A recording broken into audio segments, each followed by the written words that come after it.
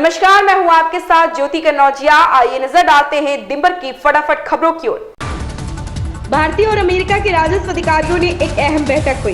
इस दौरान उन्होंने अवैध वित्त जोखिम कम करने के प्रयासों को गति देने के अलावा वर्चुअल संपत्तियों के लिए धन शोधन रोधी मानकों के वैश्विक क्रियान्वयन में तेजी लाने के तरीकों पर चर्चा की। साथ ही द्विपक्षीय और बहुपक्षीय रूप से समन्वय और सहयोग बढ़ाने पर सहमत हुए। राजस्व सचिव संजय मल्होत्रा और अमेरिका के आतंकवाद एवं वित्तीय आसूचना विभाग के अवर सचिव ब्रायन नेल्सन ने 13 दिसंबर को यहां भारत अमेरिका धन शोधन रोधी एवं आतंकवाद वित्तपोषण निषेध पर वार्ता की तय अध्यक्षता की है।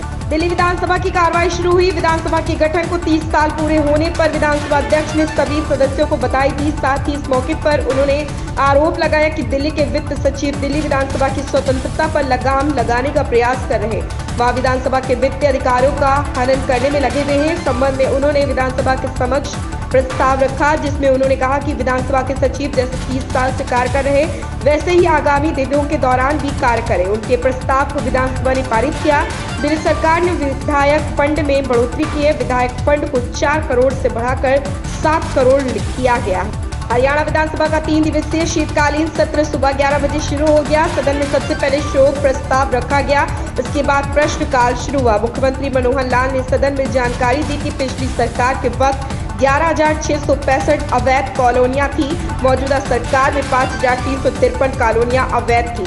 इन सभी कॉलोनियों की लिस्ट जारी की जाएगी। उन्होंने कहा कि पिछले सरकार के वक्त किस किस ने कॉलोनी काटी और उनमें क्या गड़बड़ हुई, ये सब जानकारी दी जाएगी। भाजपा लोकसभा चुनाव के लिए युवा मतदाताओं को साधने में पूरी ताकत लगाएगी। आगामी दिनों में 18 से 30 वर्ष की आयु वर्ग के मतदाताओं से संपर्क और समन्वय बढ़ाने की तैयारी की है। पार्टी का मानना है कि युवा वर्ग के वोट बैंक में आधार बढ़ाने से मिशन 80 की राह को पूरा करना आसान होगा। प्रदेश में 18 से 30 वर्ष के करीब 3 करोड़ मतदाता हैं। इस आयु वर्ग के मतदाता बीते 10 सालों से मोदी सरकार के कार्यकाल को ही देख रहे हैं। पार्टी के नेताओं का मानना है कि मोदी सरकार की ओर से राष्ट्रवाद और विकास के मुद्दे से जुड़ी उपलब्धियों को इस वर्ग ने करीब से देखा। ऐसे में इस वर्ग को मोदी की गारंटी के नाम पर लोकसभा चुनाव के लिए साधना आसान है। बौद्ध धर्म के शीर्ष धर्मगुरु दलाई लामा अपने 35 दिनों के प्रवास कार्यक्रम पर शुक्रवार की सुबह गया पहुंचे।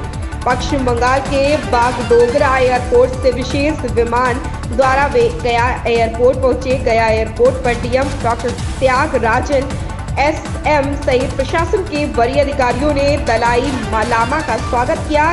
गया एयरपोर्ट से दलाई लामा को कड़ी सुरक्षा व्यवस्था के बीच सड़क मार्ग से बोधगया ले जाया गया। जानकारी हो कि बोधगया स्थित तिब्बती बौद्ध मठ में उनके आवासन की व्यवस्था की गई है।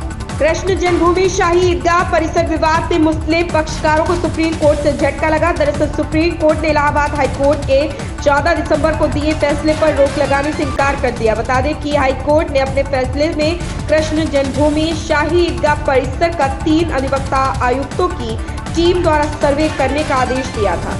सूचना एवं प्रसारण मंत्रालय के अधिकारी ने विकासशील भारत पहल का निरीक्षण करने झारखंड के बोकारो और रामगढ़ का दौरा किया। अधिकारी ने बताया कि बोकारो में देश के लिए एक आदर्श जिला बनने की क्षमता है। प्रधानमंत्री नरेंद्र मोदी ने झारखंड के खूंटी जिले में 15 नवंबर को विकसित भारत संकल्प यात्रा को हरी झंडी दिखाई थी। सूचना एवं प्रसारण मंत्रालय के अतिरिक्त महानिदेशक शंभुनाथ चौधरी ने कहा कि झारखंड के बोकारो में देश का आदर्श जिला बनने की क्षमता है, जहां हमें केंद्रीय योजनाओं के कार्यान्वयन के साथ वितरण भी देखने को मिला। दिल्ली से लेकर उत्तर भारत में सर्दी का आगाज हो चुका। सर्द मौसम के मिजाज ने हर जगह लोगों को कपकपी दिला दी है। सर्दी का मौसम शुरू होते ही उत्तर के कई इलाकों में तापमान 0 डिग्री सेल्सियस से नीचे पहुंच गया है। कई पहाड़ी राज्यों में बारिश और बर्फबारी हो रही है। वहीं दिल्ली एनसीआर में ठंड के साथ प्रदूषण ने भी समस्या बरकरार रखी। मौसम विभाग ने जानकारी देते हुए बताया कि पंजाब के कई इलाकों में घना कोहरा देखने को मिल रहा। वहीं दूसरी तरफ उत्तर प्रदेश, बिहार, असम, मेघालय और त्रिपुरा के अलग अलग इलाकों में हल्का कोहरा देखने को मिला। दिल्ली के उपराज्यपाल वीके सक्सेना और मुख्यमंत्री अरविंद केजरीवाल ने गुरुवार को 500 इलेक्ट्रिक बसों को हरी झंडी दिखाई, जिससे राष्ट्रीय राजधानी में एसी बसों की संख्या 1300 हो गई।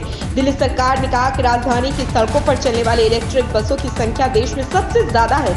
सक्सेना ने संवाददाताओं से कहा, हमने आज 500 इलेक्ट्रिक बसें उतारी हैं। ये 0 उत्सर्जन वाली बसें हैं।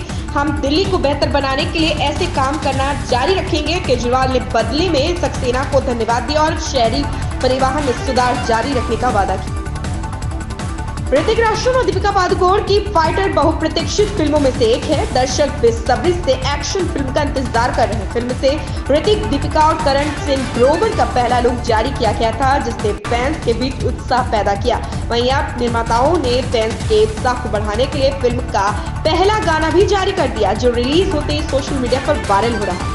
इन खबरों में बस इतना ही। बने रहें हमारे साथ।